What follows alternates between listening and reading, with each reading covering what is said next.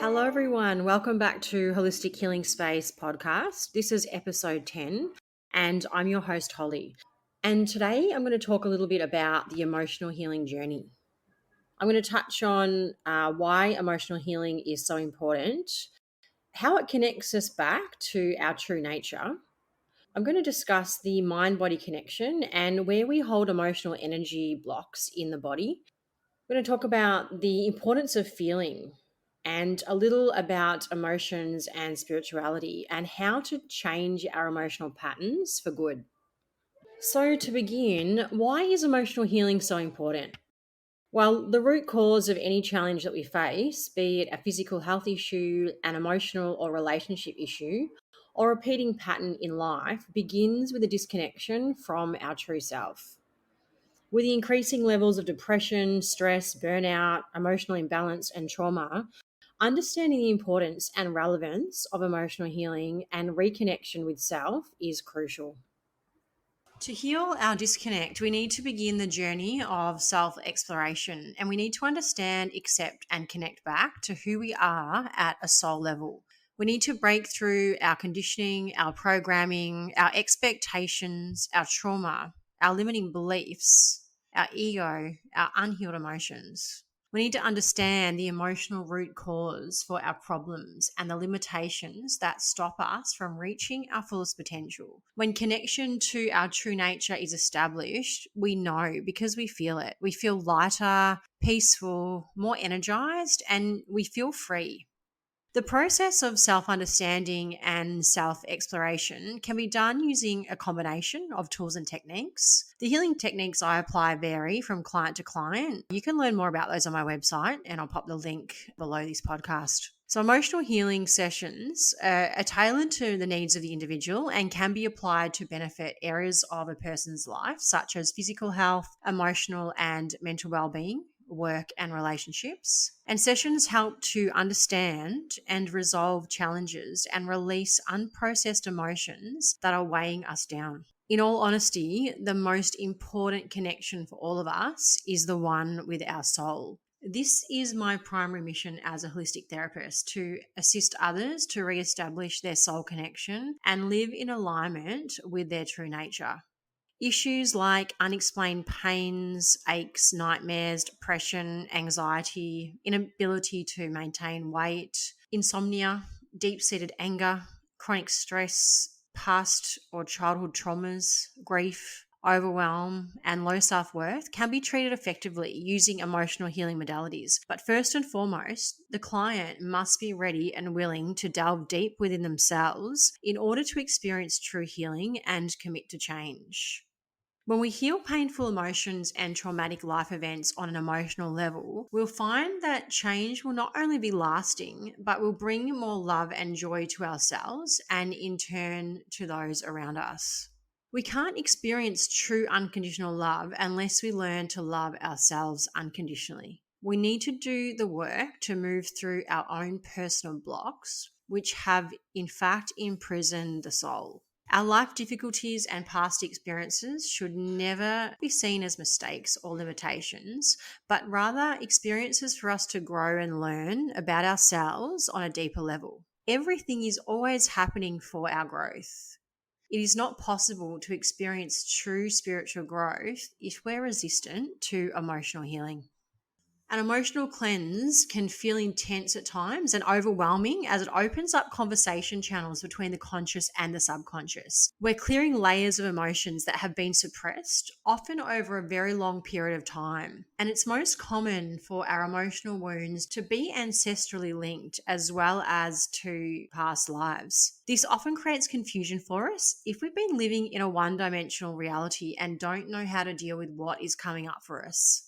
Often when we move forward in our lives, deeper layers of emotions and trauma will come up for clearing, and it's important to understand that healing is an ongoing process. The more we become comfortable with feeling and purging our emotions as they arise, the easier it becomes. It all comes down to our willingness to become self-aware, to have an understanding of our experience, to apply newfound knowledge, and lastly, to embody it in order to make lasting change.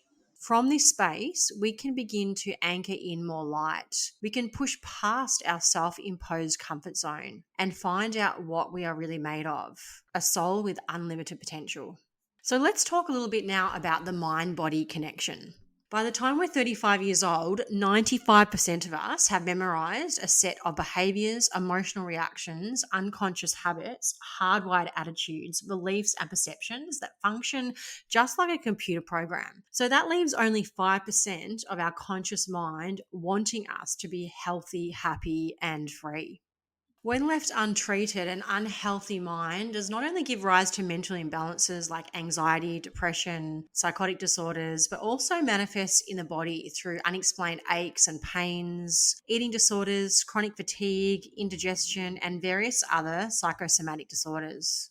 Now, most of us are aware of our conscious thoughts, and through conscious thought control, we can affect change in our lives. However, this most often does not lead to permanent change. We need to go deeper into our subconscious mind, to life events that were the initial cause of emotions like sorrow, anger, guilt, anxiety, resentment, and depression. We often get signals which tell us where our lives are unbalanced and where there is an underlying emotional wound.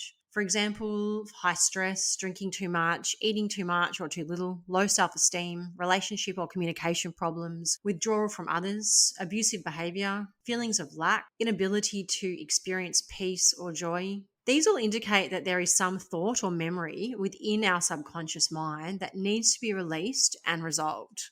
Our body is our subconscious mind. Any traumatic experience will remain in the body and influence the body, even if there's no conscious memory of the traumatic event. External stimuli will often trigger an unconscious reaction or emotion. For example, the smell of fresh flowers may trigger pleasant thoughts in some people because it represents perhaps a happy memory of their mother picking flowers from the garden. However, in some others, it may produce a different reaction, mentally, physically, and emotionally, in the form of allergies, headaches, nausea, sorrow, anxiety, or a past trauma. The trigger was the smell of the flowers, which was identified by the subconscious mind and therefore caused a physical and or emotional reaction. The repressed or even conscious incident may have been a time when a person was perhaps sexually abused and the smell of the flowers was the trigger to the memory of the event occurring. Since the event triggered a past memory on the subconscious level, it can be difficult for us to understand. We may react to environmental triggers without knowing why we're doing so, particularly when the memories are so buried. Another example would be if we become ill at a particular time each year, or when we react angrily when certain words are used. Emotional memory blocks are held in particular parts of the body. The physical body, including organs, brain, tissues, and muscles, can be recognized as pain, aches, heaviness, and physical diseases such as allergies, cancer, chronic fatigue syndrome, heart problems, asthma, headaches, migraines, poor digestion, hormonal problems, chemical imbalances, etc.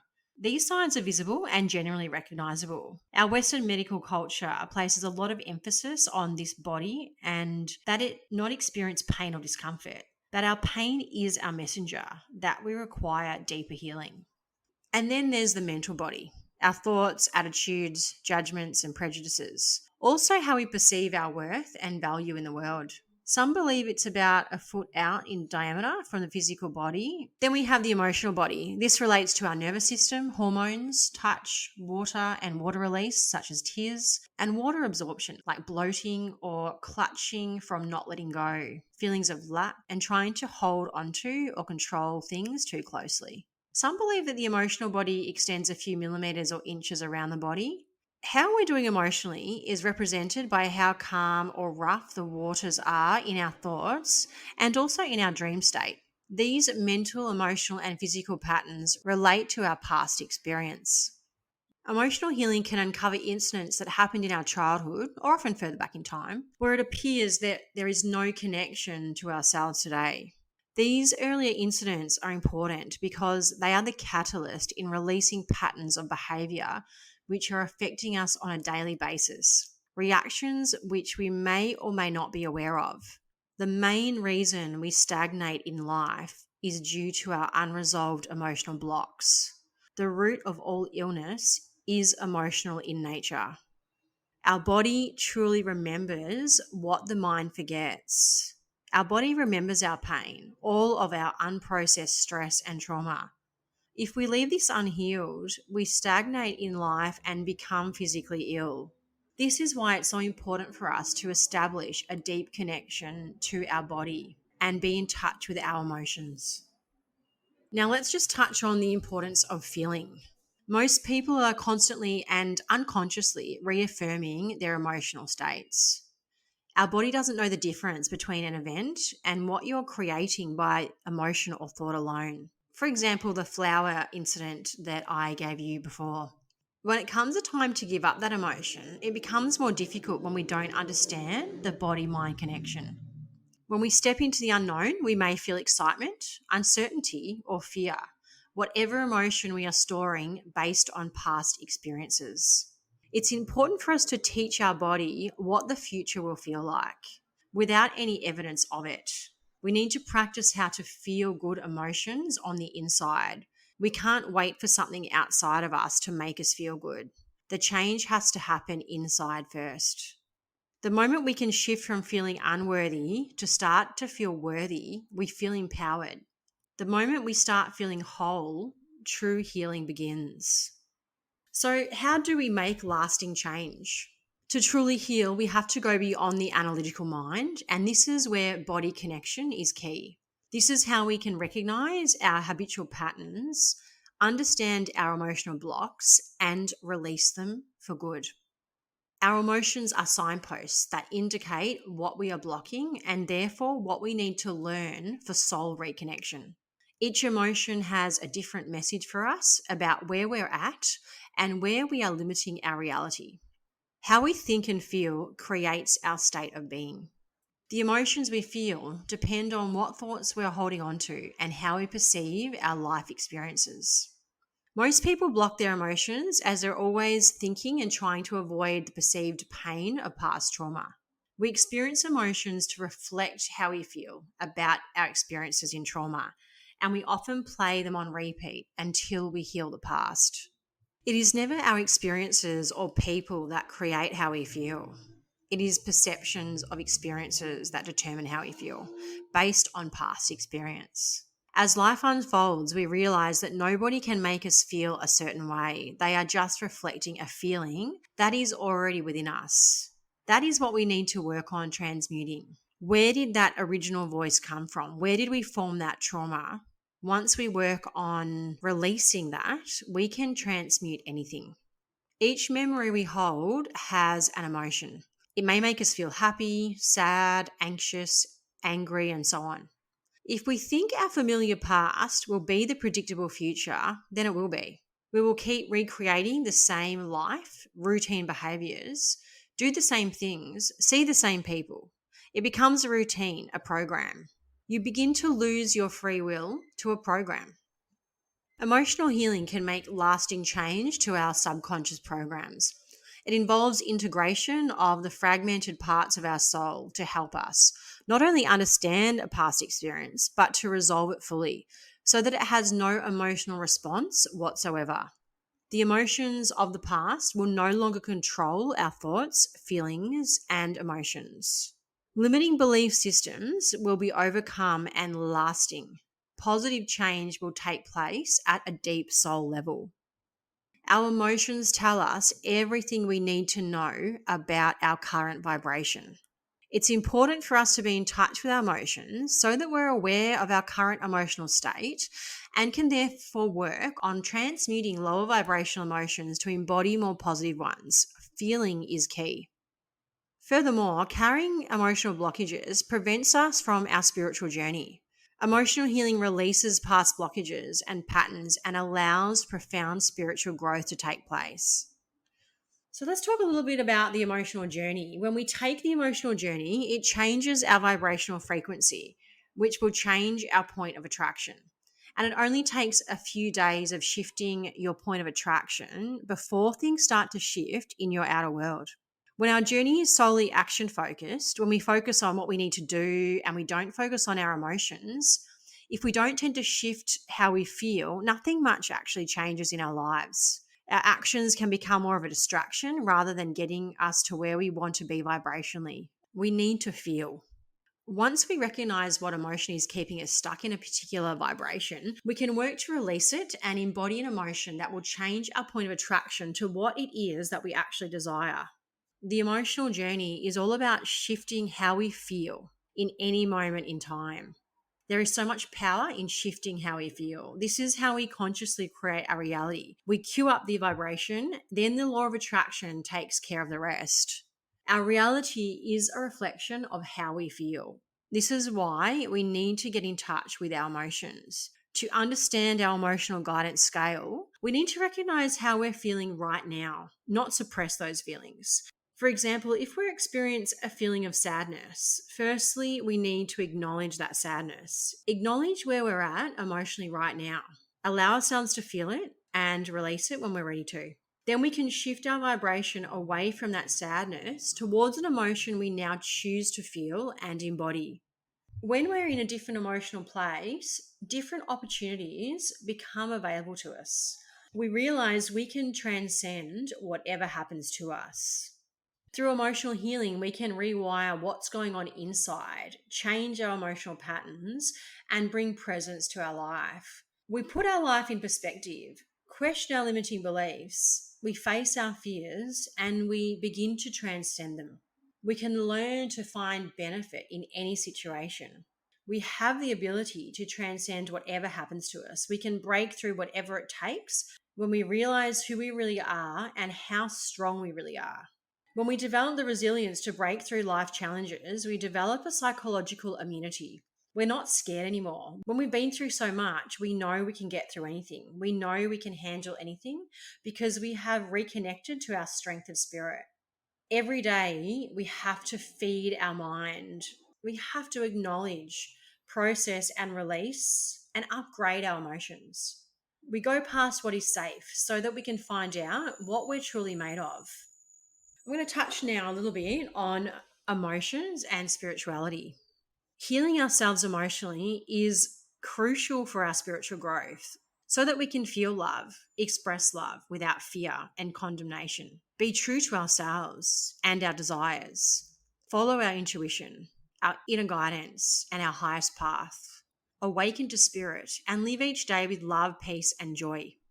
To get in touch with our inner spiritual self, we must allow ourselves to heal on a deep emotional level, not only physically through prescription drugs or by undertaking rigorous exercise, dieting, or through positive thought control.